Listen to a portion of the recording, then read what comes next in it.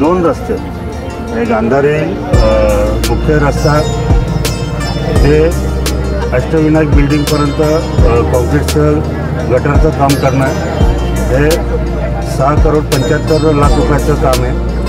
आणि रौनक सिटी येथे C type रस्ता त्याचंसुद्धा 4,50,00,000 रुपये त्याच्यासाठी मंजूर झाले आहेत।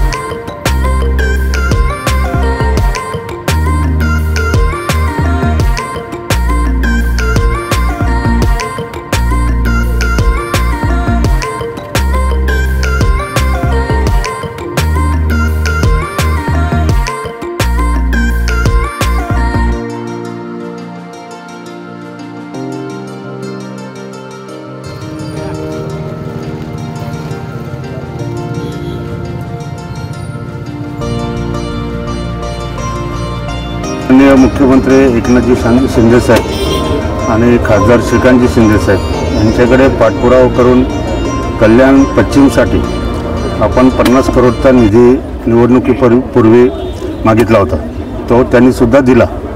परंतु निवडणुकीच्या जी प्रक्रिया असते त्याच्यामध्ये ते अडकून राहिलं होतं आणि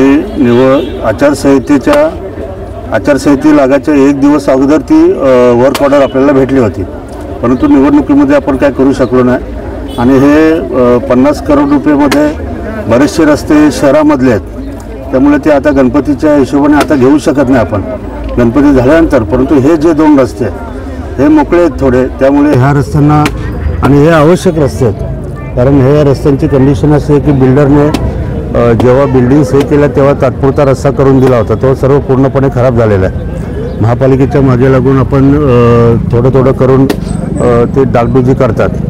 आपण आता गांधारीचा रस्ता बघितला असेल तर तिथं रस्ताच नाही आहे, म्हणजे बिल्डरने जबरदस्तीने कंपाऊंड वॉल टाकलेले आणि तो रस्ता अति आवश्यक आहे। सर्वांनी महापालिकेने सुद्धा तो रस्ता तिन्ही आयुक्त, म्हणजे जे आपले आयुक्त झाले सूर्यवंशी असतील, त्याच्यानंतर जे आपले आयुक्त होते आणि आता मॅडम, या सर्वांनी तो रस्ता बघितला आणि सर्वांना माहिती की हा अति आवश्यक रस्ता आहे असं। परंतु शेवटी त्यांच्याकडे महापालिकेकडे फंड नसल्या कारणाने आपण हा रस्ता ह्या MMRDच्या याच्यामध्ये घेतलेला आहे। आणि त्याच्यातील 2 रस्ते, एक गांधारी मुख्य रस्ता ते अष्टविनायक बिल्डिंगपर्यंत कॉन्क्रीटचं गटरचं काम करणं हे 6,75,00,000 रुपयाचं काम आहे।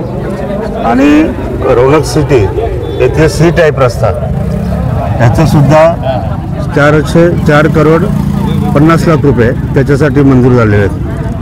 विकास कामं करणं, लोकांच्या समस्या असतील, लोकांच्या मागण्या असतील, लोकांना एक चांगलं इन्फ्रास्ट्रक्चर देणं हे गरजेचं असल्या कारणाने हे सर्व महत्त्वाचे रस्ते जे जिथे आम्हाला नेहमी लोक त्रास नाही म्हणता येणार, पण लोक सारखी मागणी करत होते, अशा पद्धतीने हे रस्ते आपण घेतलेले आहेत। गणपती झाल्यानंतर उर्वरित जे रस्ते आहेत त्या रस्त्यांचं सुद्धा आपण शहरामध्ये भूमिपूजन करू आणि आजचं हे भूमिपूजन आता इथे संपन्न झालेलं आहे।